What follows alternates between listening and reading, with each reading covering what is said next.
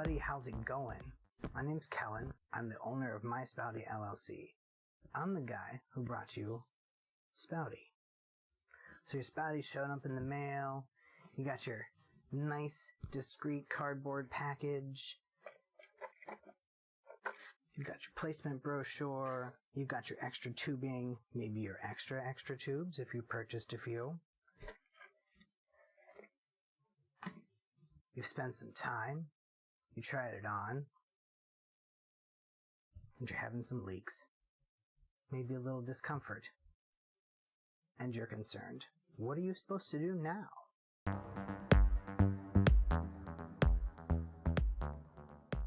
This is a generic video, kind of goes over the basic things that people have issues with. You can reach out to us for a personal coaching session. Just head to our website, or our Instagram, or our Facebook, or our Reddit, or our Twitter. Shoot us a message, send us an email.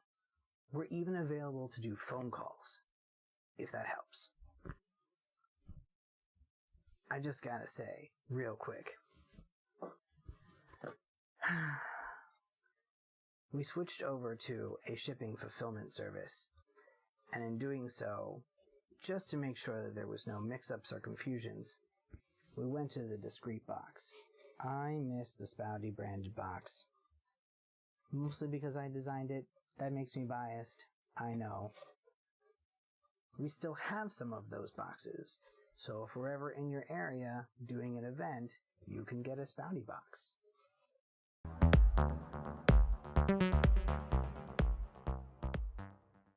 Let's get you hooked up. I want to start out with a couple of definitions, just to give you an understanding of where I'm coming from and how I see things. Regarding directions, when I say up, I mean further up your body, closer to your lower growth. When I say back, I mean lower towards the lower opening. A little bit of Spouti anatomy in of its own. This is the tab portion, this is the cup portion, and obviously the tubing. Ooh.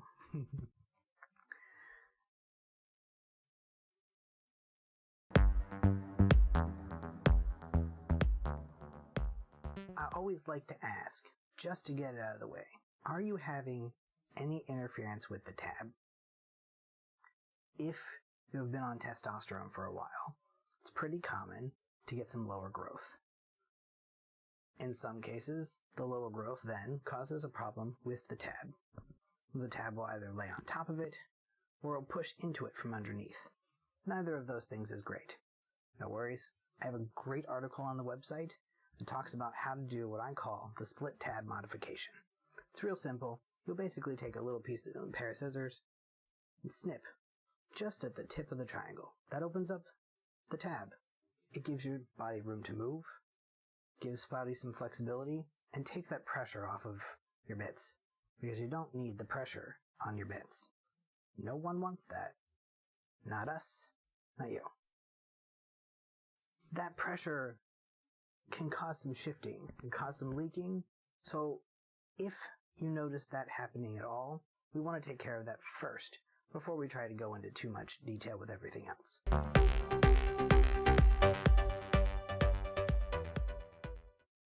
You put your Spouti on. You notice some leaking. I'll ask you the question, is it leaking from the front of the cup or the back of the cup? Based on where the leaking is coming from, gives you a good indication whether you need to move the cup more forward or up, or more back towards the lower opening. Something that's really important to note is that the back of the cup might dip inside the lower opening just a touch. It's completely normal. Most of the time, people are finding their urethras touch just above the lower opening. In order to get the cup to create a good seal, it's got to go just a little bit in there. This gives you extra grip to help Spouti stay on while you're moving around, and let Spouti sit that much closer to your body to create a better seal. Placing the cup, moving it around a little bit is really important if you're experiencing discomfort around the urethra. If the edge of the cup is pressing onto your urethra, or it's a little too close, it can be a little uncomfortable. Really encourage when you're putting it on to make sure that you're pulling the skin, the labia, just aside. Make sure that none of it's caught underneath of the body of the Spouti. And don't be afraid to put your finger in there and spread the sides of the cup just a bit, just to make sure that you're not putting any extra pressure on your urethra. You want the cup to go around it.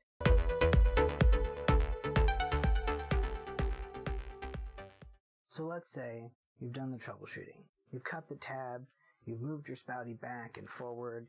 Now you're not having any leaks. Everything's feeling comfortable. But you went apple picking and you bent down on the ground to pick up your apples and your Spouti fell off. That's embarrassing. We don't want that to happen, so we got some extra tips. Big thing here, everybody's anatomy is a little different. Some people, they have enough skin and grip and pressure down there, they don't need any assistance. Spouti stays in place. Me, for example. I wear Spouti when I go everywhere. I don't have an issue with it falling off. However, if you're having difficulty, there's a couple of adhesive strips we can recommend. I've got, there's one that I recommend to people that's on Amazon.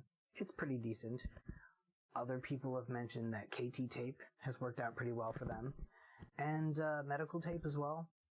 Currently, I'm working with some people to do some adhesive testing to try and find the best grip and the best comfort. We want to make sure that your skin's protected. That's still in the works, and eventually we will hopefully be releasing a specific strip for Spouti. Where do you put these adhesive strips if you're using them? It's a great question. So, visualization here. You're going to put Spouti on, and you're going to wrap your skin around it. So it looks kind of like this. Any tape is going to go right here, over the tab section.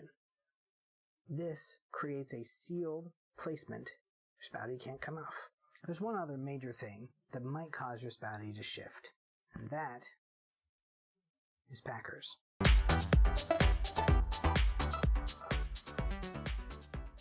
Now, it's not the packer's fault that Spouti's shifting. Not really. Sometimes the tube isn't long enough. Maybe you have a longer packer. Or maybe you experimented a little bit and cut the tube a little short. That's okay. There's an extra one in your box for that exact reason. When you're putting Spouti through your packer, it is important to leave 3 or 4 inches of blank tube space between the Spouti and the base of the packer.